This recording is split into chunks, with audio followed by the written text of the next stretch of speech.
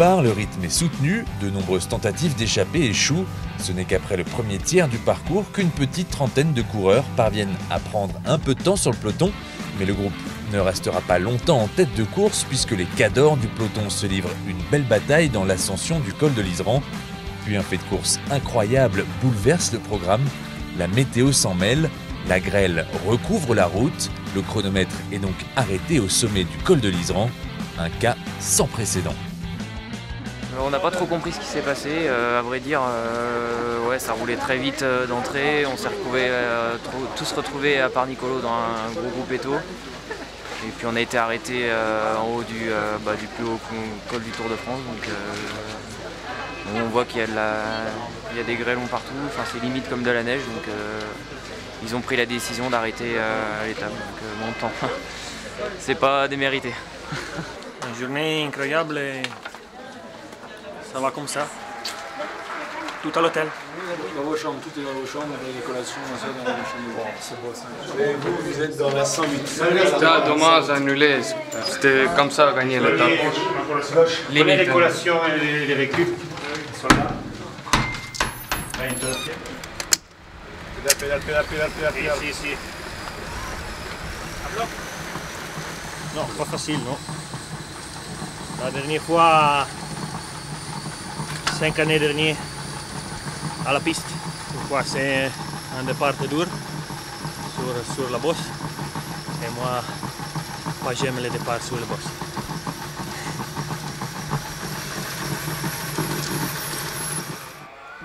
Voilà, c'est un massage semi-convivial. Parce que on est tous à la réception là. Il y a les autres à côté là-bas, donc bon, on les voit pas, donc ça c'est déjà pas mal. Mais ouais, on est tous massés là, ici. C'est sympa, le décor est sympa, donc ça change un peu d'habitude. En tout cas, c'est très sympa. En plus, c'est mon masseur habituel qui me masse, Blaise, donc encore mieux. Bah là, il a tout gardé pour la dernière semaine en plus. Il appuie fort, il sent que la jambe elle est un peu fatiguée. Donc, mais non, super sympa. Après une journée comme aujourd'hui, ça fait du bien.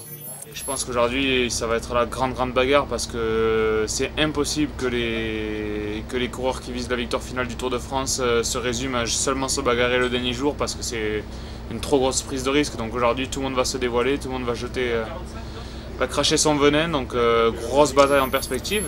Franchement, les jambes sont bonnes. Ouais. Un petit tour de roue avant. Et je pense que ça va aller. Voilà.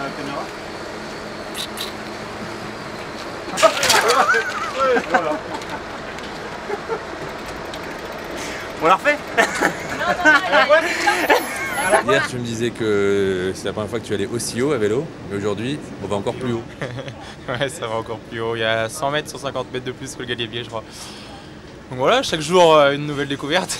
Non, après à 100 mètres près, ça va pas changer grand-chose. Vraiment, je redoutais vraiment l'étape d'hier.